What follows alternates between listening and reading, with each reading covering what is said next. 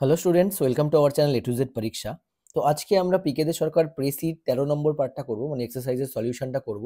তোমরা ভিডিওটা পুরো শুরু থেকে শেষ পর্যন্ত দেখো। আমি পুরো প্রথমে প্যাসেজটা পড়ে দেবো, দেন ওটার সলিউশন আমি করব, ঠিক আছে? তোমরা তোমাদের মতন করে করার চেষ্টা করো, পারলে কমেন্ট করে জানিও, ঠিক আছে? তোমাদের লেখাটাও পড়বো, তোমরা লিখো ওখানে, কমেন্ট করে টাইটেলটাও দিও, হ্যাঁ? আর তোমাদের আরেকটা কথা বলে রাখছি, তোমরা যারা আগের ভিডিওসগুলো দেখোনি, নতুন যারা আছো, তারা কিন্তু অবশ্যই প্রথমে চ্যানেলটাকে সাবস্ক্রাইব করে রেখো, যেন পরবর্তীতে তোমাদের ভিডিওস খুঁজে পেতে সুবিধা হয়, ঠিক আছে? কারণ এখানে কিন্তু ওয়ান বাই ওয়ান এই তোমাদের পিকে দে সরকারের সলিউশনসগুলো এক্সারসাইজের করে দেওয়া হচ্ছে প্রতিদিন, ঠিক আছে? একদিন অল্টারনেট ডেতে, একদিন ট্রান্সলেশন, একদিন প্রেসি, ঠিক আছে? তো এইভাবে কিন্তু অলরেডি আমরা 13 26টা টোটাল করে ফেললাম। তো এইভাবে পুরো সিরিজটা আমরা কমপ্লিট করব, কন্টিনিউ করব, তোমাদের মিনস যেন আরো ভালোভাবে তোমরা ক্লিয়ার করতে পারো। এইভাবে প্রতিদিন একটার পর একটা যদি তোমরা করতে থাকো, ঠিক আছে, আমাদের ভিডিও রেগুলার ফলো করো, দেন দেখবে তোমাদের কিন্তু অনেকটাই প্রিপারেশন ভালো হয়ে যাবে। তো চলো শুরু করি। দেখো কি বলেছে প্যাসেজটায়, think of the first human beings, ঠিক আছে? বলছে প্রথম হিউম্যান বিং এর কথা চিন্তা করো, living in small scattered groups, each made up of a few families, যেখানে ছোট ছোট গ্রুপে তারা থাকতো এবং খুব কম ফ্যামিলিজ থাকতো সেখানে। The members of each such group would hunt together, তারা সবাই একসাথে শিকার করতো, and also fight other groups over things they needed, এবং অন্যান্য গ্রুপদের সঙ্গেও কিন্তু তারা ফাইট করতো তাদের যদি কোনো জিনিস প্রয়োজন হতো। Soon, however, they came to see that it was useful to have some friends to help them, এবং তারপর কি তারা এই জিনিসটা রিয়েলাইজ করলো যে এটা তাদের কাছে ইউজফুল হবে, যে টু হ্যাভ সাম ফ্রেন্ডস, তাই না? যে আরো সংখ্যায় বেশি হলে পরে, বন্ধু বাড়লে পরে এটা তাদের কাছে সুবিধা হবে।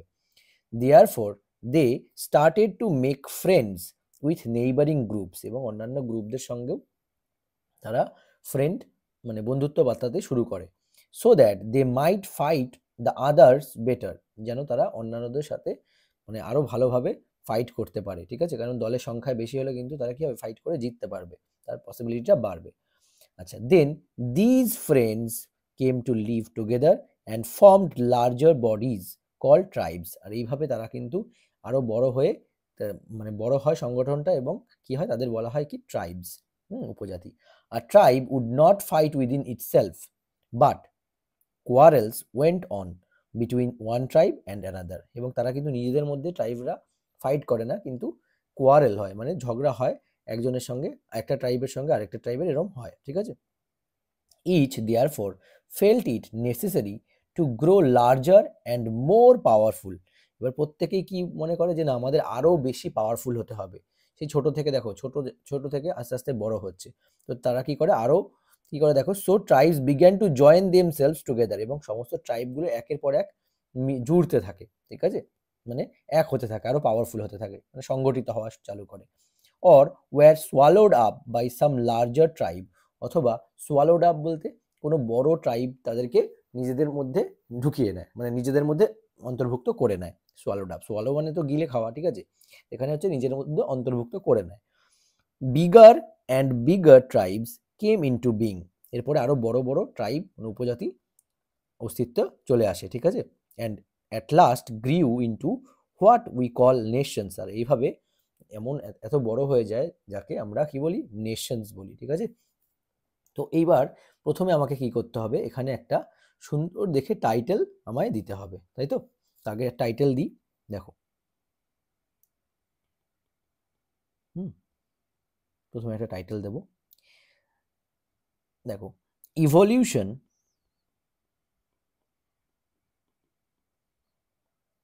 Of human societies,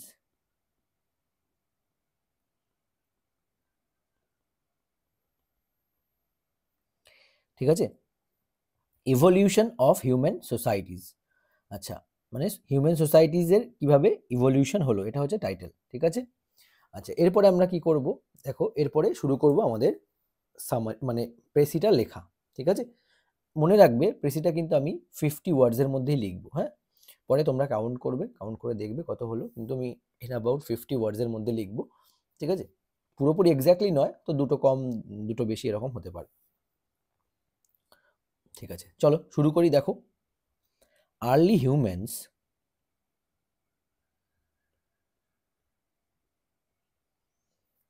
lived in small groups, ঠিক আছে, কমা, hunting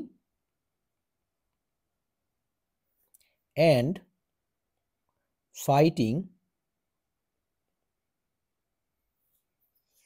for survival, ঠিক আছে, full stop. Early humans lived in small groups hunting and fighting for survival, তাই তো, তারা হান্টিং করতো, ফাইটিং করতো নিজেদের অস্তিত্ব টিকিয়ে রাখার জন্য। রিয়েলাইজিং the benefits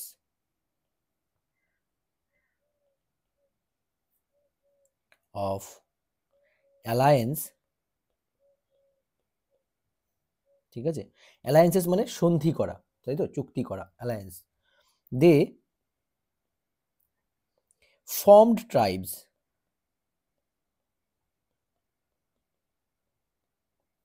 তাই তো, কিভাবে, বাই ইউনাইটিং, একত্রিত হয়ে, with neighbours,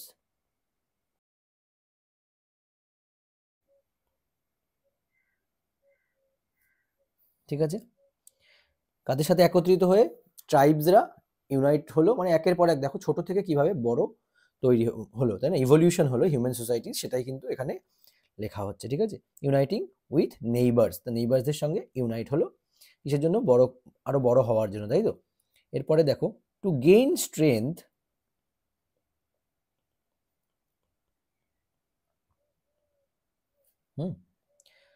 comma tribes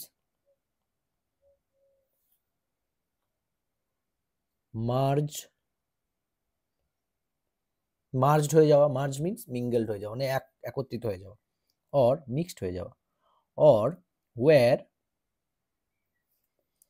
absorbed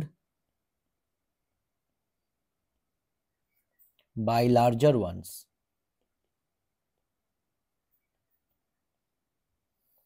full stop.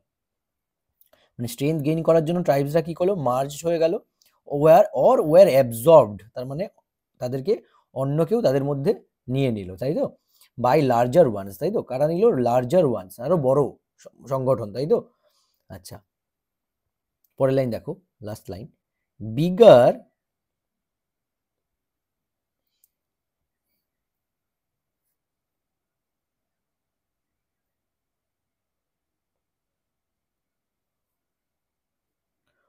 over time,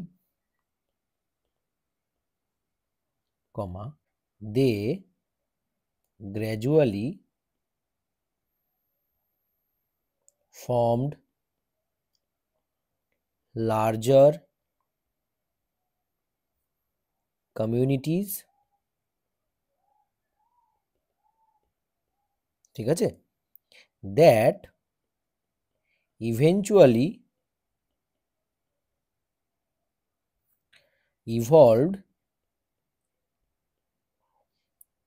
into nations, full stop, complete।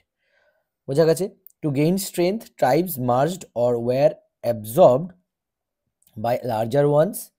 Over time, they gradually formed larger communities that eventually evolved into nations. বোঝা গেছে কি বললাম, এটা হচ্ছে কিন্তু এক্স্যাক্টলি প্রেসি, ঠিক আছে, এইভাবে তোমরা কিন্তু করার চেষ্টা করবে, হ্যাঁ, হুবহু কোনো কিছু কপি করবে না, টুকবে না, উপরের প্যাসেজ থেকে কোনো কিছু নেবে না, তাহলে কিন্তু তোমাদের কি হবে, এই যে স্পেসিতে স্ট্রেংথ বাড়বে, হুবহু এক্স্যাক্ট সেম লাইন অনেকেই তোমরা লিখে কপি করে বসিয়ে দাও, সেটা কিন্তু করবে না, ঠিক আছে।